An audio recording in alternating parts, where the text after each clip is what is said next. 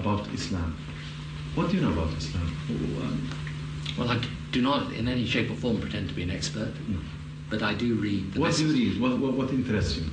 I read the message of the Quran insofar as it can be translated, and I read about Islam, and I enjoy doing that. And I think there's, I've learned things about the Quran that I never knew before, and I think a lot of Christians would be interested. That's one of the reasons I say to you, it would be good if out of this we had some more dialogue and some more faith. And the reason I have to leave you now is because I'm going to meet some religious leaders, both Muslim and Christian and Jewish, upstairs, and in order to discuss with them how we can bring the faiths closer together. So, shukran lal jazeera. Shukran Mr. Blair. What did you say in Arabic? Shukran lal jazeera. Shukran jazeera. Thank you very much. Islam understands its earthly mission to be to extend the law of Allah over the world by force. Now, this is distinct from extending the religion by force. Muslims often indignantly deny that Islam was spread by the sword, as the old expression goes, and that anybody is ever forced to convert to Islam. Now, of course, forced conversions are a constant hallmark of Islamic history, but they are technically forbidden by Islamic law. Now, the idea in Islam is that Muslims must wage war to establish the hegemony of Islamic law. Not everybody will be forced to become Muslim, but the non-Muslims will be relegated to second-class status. They will not be able to live in the society as equals to the Muslims. And it is the responsibility of Muslims around the world to fight to institute that kind of society. While we were in the mosque, the Prophet came out and said, "Let us go to the Jews." We went out till we reached Bait al-Madras.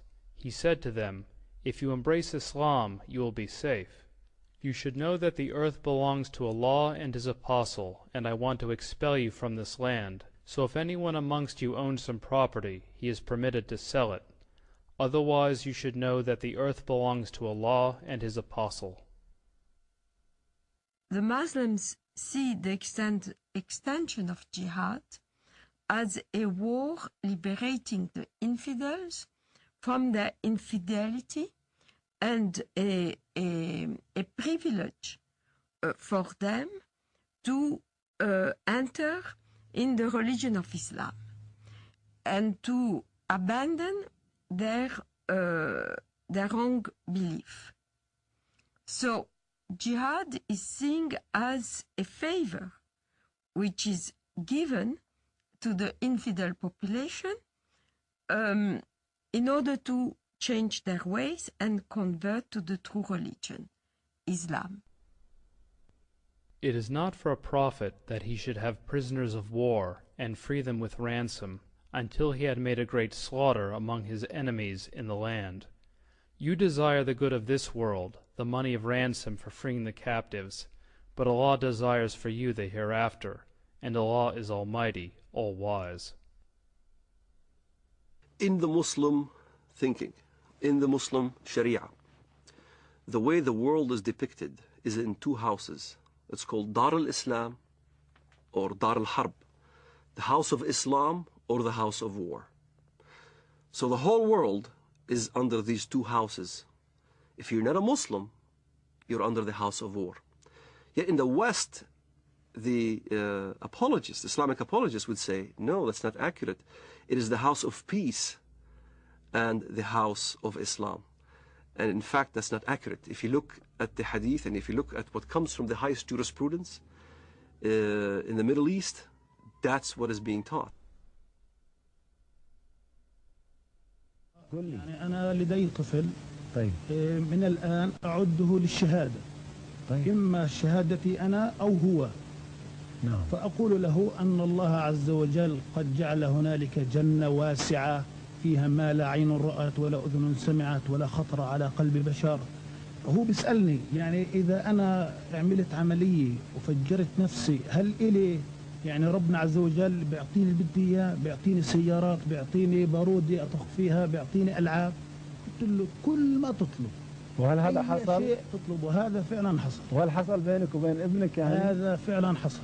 نعرف حقيقة لو نمسك الميكروفون مع بعض ودنا نعرف ما هي الإجابة الصحيحة لهذا الطفل عندما يسأل أين أبي أو أين أمي وقد قام كلاهما أو أحدهما في عملية استشهادية. والله الإجابة باختصار لما استشهد سعيد ما حكينا إن هذا شهيد. نعم. ولا تحسبن الذين قتلوا في سبيل الله أمواتا بل أحياء عند ربهم يرزقون. نعم. وسكتنا الأولاد، ولما أجت التلفزيون أظن أبو ظبي نعم. أو غيره قلنا لهم إحنا مستعدين نقدم أولادنا الأربعة. نعم. فطلع هذا الصغير قال وأنا ليش لا؟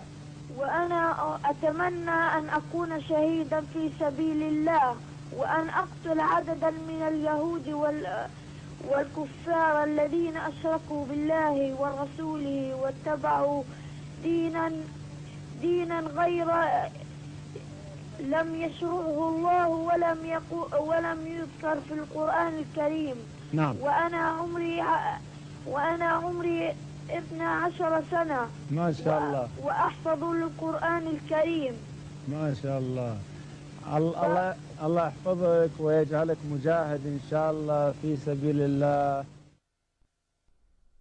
Now, the infidel population are seeing this war as a genocidal war, since as it is described in the Muslim historians of jihad, as well as extremely numerous Christian sources, this war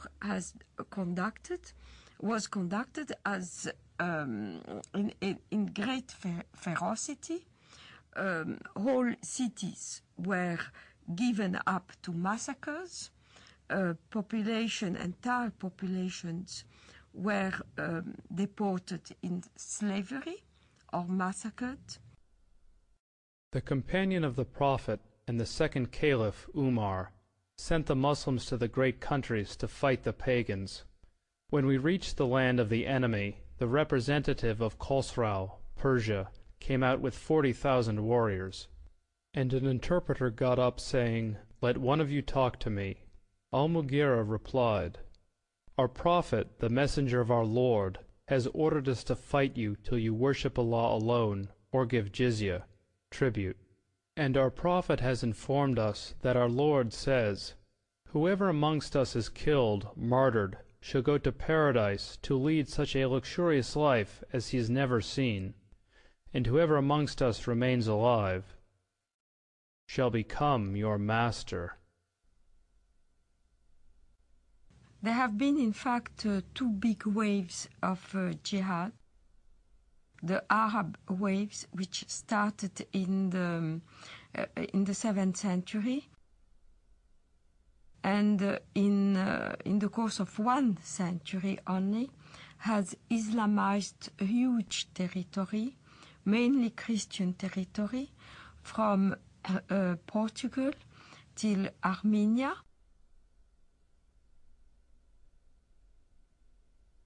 But also Islamized Persia, which was not Christian, mainly Zoroastrian, except for Iraq, which was mainly Christian in the north and Jewish and Christian in the south. The second wave of Islamization started in the 11th century with the Turkish tribes. So all these regions of Eastern Europe, Greece, Anatolia, which is now Turkey, but was the seat of the Christian Byzantine Empire, and Serbia, Bulgaria, Romania were integrated into the Dar al-Islam, which is the land of Islam. So all the countries around the Mediterranean, which once have been Christian, became the Islamic Empire. This Turkish wave lasted from the 11th century till the 17th century, where the Turkish army were